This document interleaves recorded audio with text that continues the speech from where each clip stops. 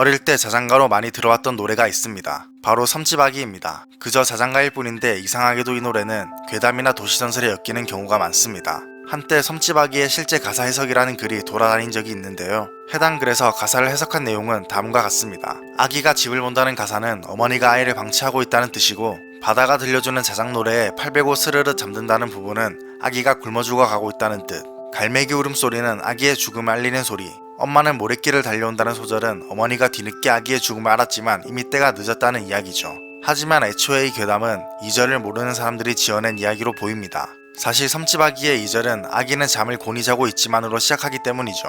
즉 아이의 신변에는 별다른 문제가 없다는 이야기입니다. 알려진 괴담 버전에 따라서는 어머니는 이미 세상을 떠났고, 마지막 소절이 세상을 떠난 엄마가 죽은 아이를 데리러 왔다는 이야기라고도 하고, 여담으로 엄마는 있는데 가사에 아빠를 언급하는 부분은 없어서 아빠는 배 타고 고기를 잡으러 나갔다가 배가 뒤집혀 죽었다는 괴담도 있습니다. 사실 노래 자체는 생계 때문에 아이를 돌보지 못해서 고생하시는 어머니의 고단한 삶을 묘사한 것인데요. 당시 우리나라는 하루하루의 생계를 걱정해야 할 정도로 가난한 나라였으므로 부모님은 돈 벌러 나가고 아이가 홀로 집을 지키다 지쳐서 잠드는 건 드물지 않은 장면이었죠. 이 평범한 동요가 괴담까지 나온 이유로는 사실 섬지박이 동요 자체가 상당히 음이 낮고 우울해서 그런 부분이 공포심을 자극하지 않았을까 싶은데요. 실제 영화 올가미에서 죽은 아들의 시신을 침대에 누이고 이 노래를 불러주는 씬은 상당히 충격적이었죠. 이 노래의 유래에 대해서 무섭지는 않지만 다른 도시전설도 존재하는데요. 작사가 한인연이 6.25 전쟁 때 부산으로 피난을 내려왔다가 해변을 걷던 중 한 집에 들어갔는데, 집에는 아기만 곤히 자고 있었고 아이 어머니가 낯선 사람이 집에 온 걸 보고 놀라서 굴바구니를 던져두고 뛰어오는 광경을 보고 영감을 받아 가사를 썼다는 이야기가 있는데요. 이 또한 모두 도시전설이라고 하네요. 이 시는 6.25 전쟁 훨씬 전인 1946년 발표된 동시집에 있고